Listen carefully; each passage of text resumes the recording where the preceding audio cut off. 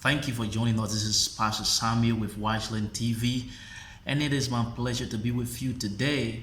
And I'd like to say God bless you from wherever you are joining us from. If this is your first time here, I'd like to ask you for a favor. Just click the subscription button and you can leave your comment below. Also help to share with your brothers and sisters because this is going to be very helpful. I can assure you, guarantee it's going to be impactful. So with no waste of any time, today we will be looking at the power of a spoken word. That's interesting. The power of a spoken word. Under the power of a spoken word, I would like us to look at a subtopic that says three type of words or three categories of words that can destroy the life of anybody. And this is going to help you, guarantee. So before we can go into the type of words, or before we can discuss the power of a spoken word, it is necessary for us to be acquainted with what actually words is. So either you believe it or not, 99.9% of everything that is happening within our life and around our life that we are displeased with, one way or the other, has been caused by the spoken word. For one fact, you know that the universe that we exist in today was put to place by just the spoken of a word. So everything that hovers around our life, either we like it or not, one way or the other, it was brought to place by the spoken of a word. So today I want you to look at the power that you've got within your word, and then the powers that are in the words of others people that you should be very mindful of. So before we go into it, let's first look at what is word. What is a word? Anybody can attempt to define what word is, but it is very necessary to get some key concept of what words is. Maybe you may have come across some of these ideas. It could be a reminder to you, but if this is your first time, I'd like you to take key note of them. So first of all, a word is an expression of a thought. A word is an expression of a thought. That means to say a word is an exposed idea. A word is an exposed idea. You see, we human, we think in pictures. We reason in pictures. So, for me to be able to transfer what I'm thinking within my mind, I will have to use what is called word. So word is a medium through which an idea is being transferred from the mind of a person to another person. A spoken word is purposely used to transfer ideas from one person to another. Example, now all these things that I am saying to you, they were formed within my mind like as a thought, and I began to meditate on them. So I feel that I have an audience, or I have people out there that I should be able to share with. So a community of people that I should be able to pass their thought on to them. How can this be possible except I use the concept called words?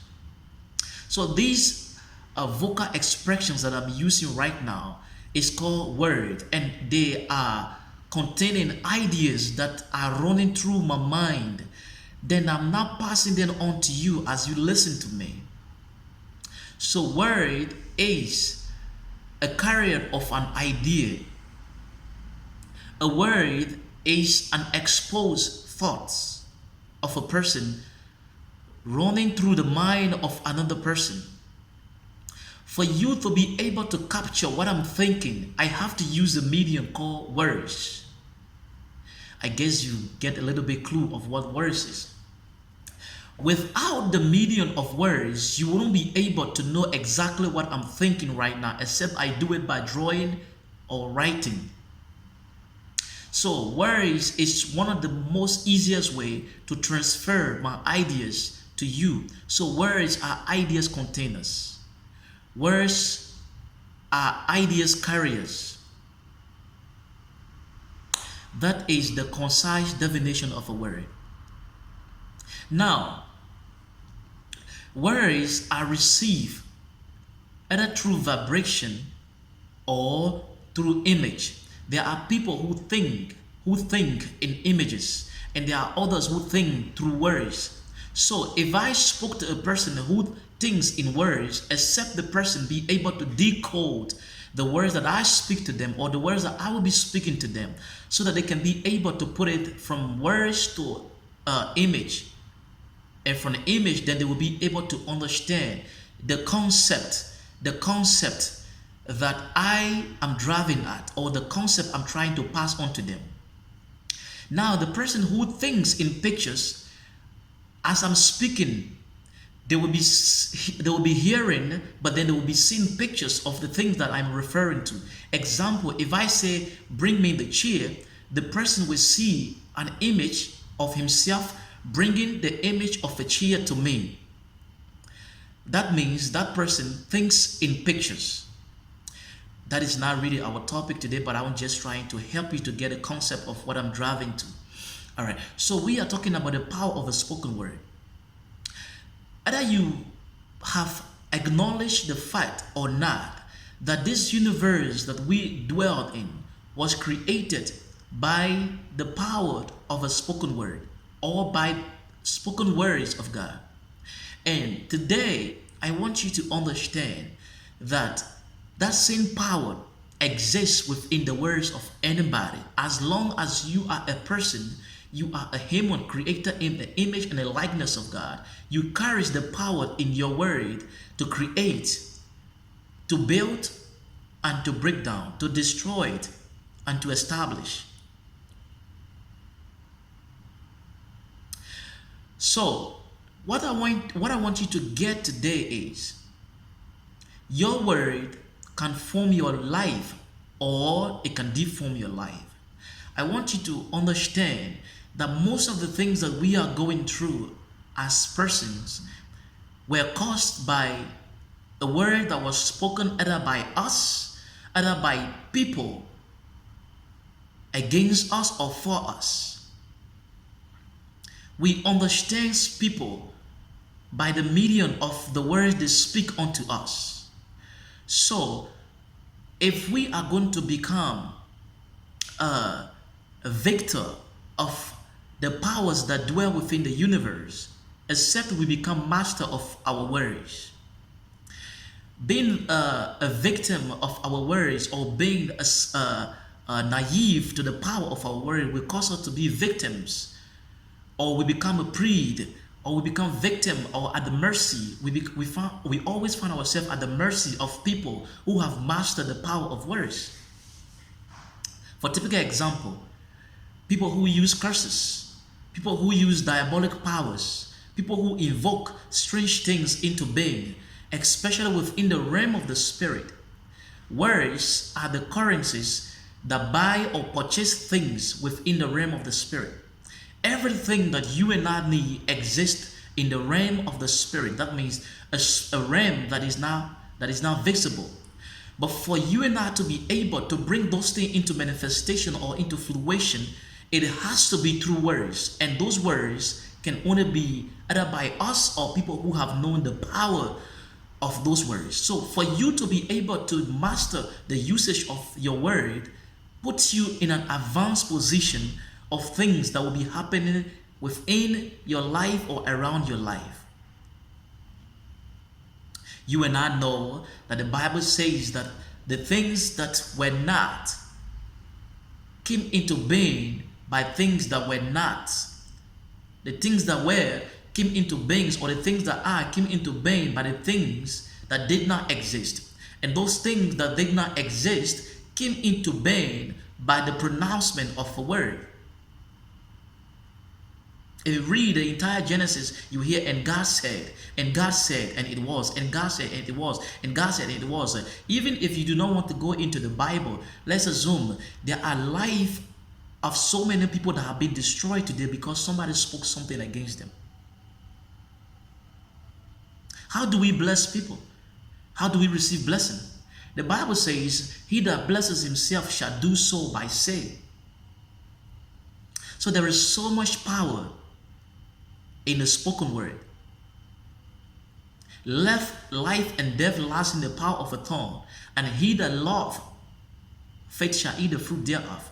He that loveth the release of the power that dwell within the tongue shall eat the fruit of their words. There is power in your words to establish, to transform, to change your life, or there is power in your word to keep you stagnant. So today we will be looking at the 3 types of words that you should be mindful of. And this is not something that you should use to victimize others, but this is to put you in a position that you can be aware of the words that you will be having acquaintance with. So, first of all, the number 1 word that you should be very careful of that could destroy your life or the life of anybody that you may have to dwell with can be the words that people speak against you.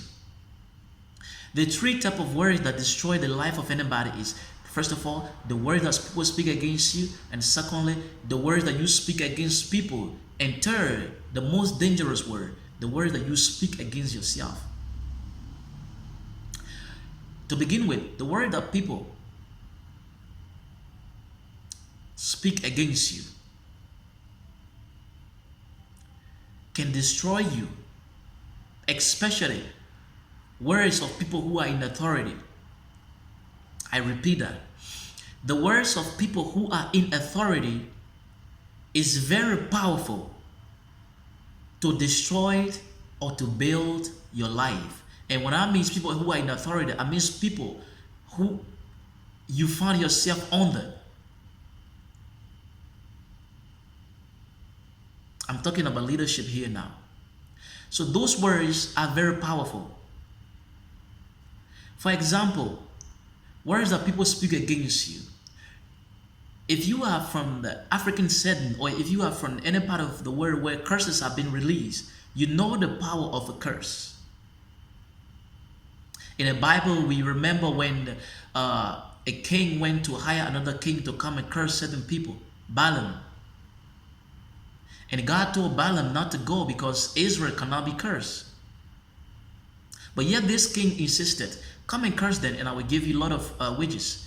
And Balaam insisted to do the act which God told him not to do.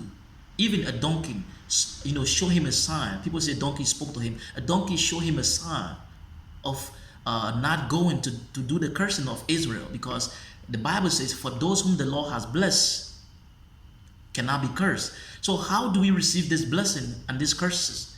It's because it's through words. Even God himself blesses us through his word. How do we get to know more about God? How do we get to know more about God, to be in the right relationship with him? It's through his word. How do you know a person? By the time they open their mouth to speak. So words are powerful, especially words that are being used against you by people, or words that are being used over you by people are very powerful. They can destroy you and they can build you. So you should be very mindful of words that people speak against you. This is why you do not have to offend people to the extent that they will speak words against you. If you offend a person and a person say, except you did not do this to me, but because of what you have done, and the release, that ideas that they have formed within their mind, it might likely destroy your life.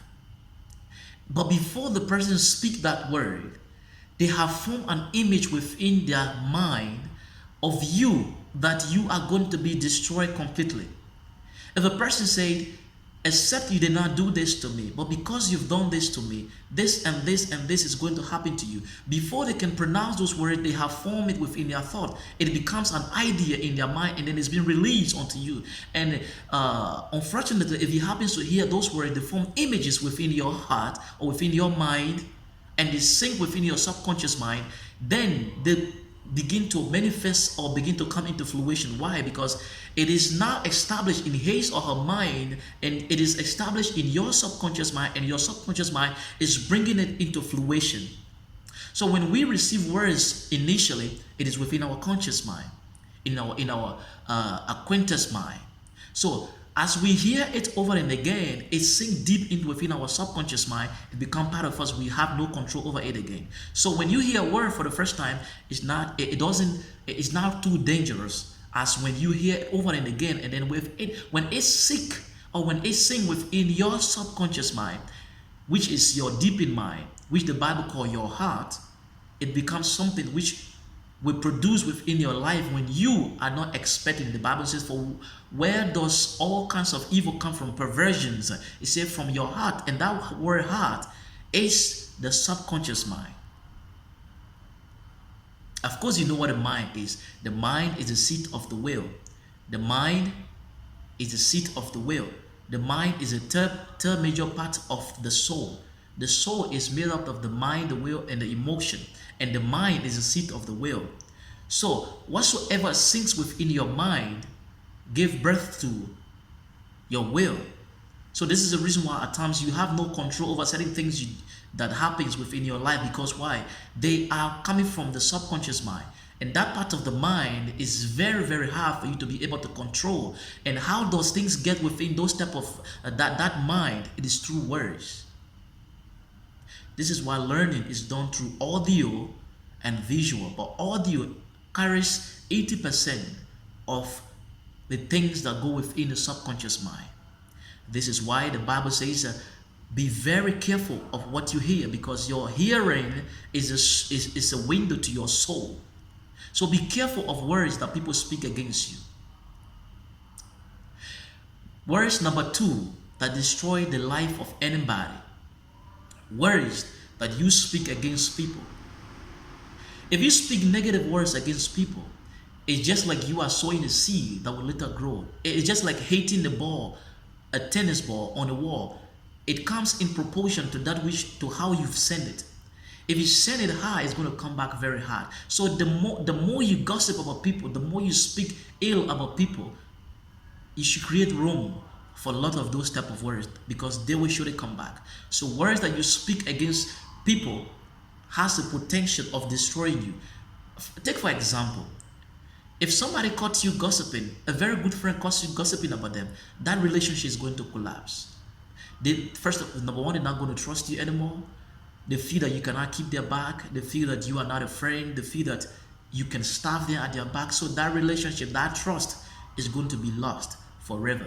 That's the one danger of words that you speak against people. So words that you speak against people can build relationship, or it can destroy relationship. If you speak it, it can be against people, or it can be for people. So you should be careful of words that you speak for people and words that you speak against people. Words that you speak for people could be blessings, it could be admonishment. The Bible says, let your word be seasoned with salt, so that whosoever that hears them might be edified, might be lifted up, their soul might be exalted, their life must be impacted by words that you speak against, words that you speak to people. Let your words be seasoned with grace and salt, so that it may edify those who hears them. Finally, and this is very, very important, it is dangerous and it is beneficial. So before I go into it, let me remind you again, if this is your first time here, I am kindly asking for you to subscribe. Hit the subscription button so that you can receive content like this. That is the only support you can give to us, so that we can be able to produce more good content for you. So the last word is the word that you speak against yourself. I said the first one is words that people speak against you. The second one is words that you speak against people. But this last and the most important one is words that you speak against yourself. The Bible says, whosoever that blesses himself shall do so by saying at Zion. The Bible says in the book of Psalm, open thy mouth wide and I will fill it, for I am the Lord thy God who brought you out of the land of Egypt. In the book of Isaiah again, it says, I surely as a slave, God is saying, I surely as a slave, for whatsoever thy mouth shall say unto my ear, that shall I do. Whatsoever I shall hearken unto thy voice, that shall I do. Speak unto this mountain, and it shall be removed. It's not talking about physical mountain, but the power here is the power lies within your words to create your life or to destroy your life. So life and death lies within the power of the tongue, and your tongue is proportional to your life. You have the power to build and to destroy it, your life. Let's take for example, if a person gets up within the morning and they say, oh, today is going to be a bad day again. I mean, you have just prophesied that day is going to be a very bad day. But if you woke up in the morning with excitement, you're like, wow, what a blessed day, what a glorious day, what a favored day. That day would be blessed, would be favorable. Everything that, that vibe.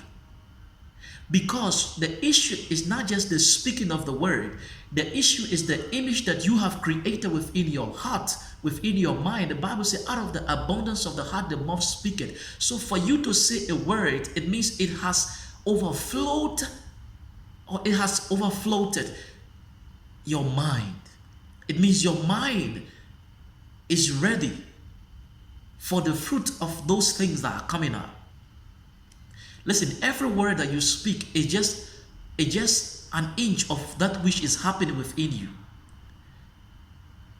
That is why the Bible says, for out of the abundance of the heart, it means there are voices that are sounding within you that can no longer be contained within you, that you begin to speak them out.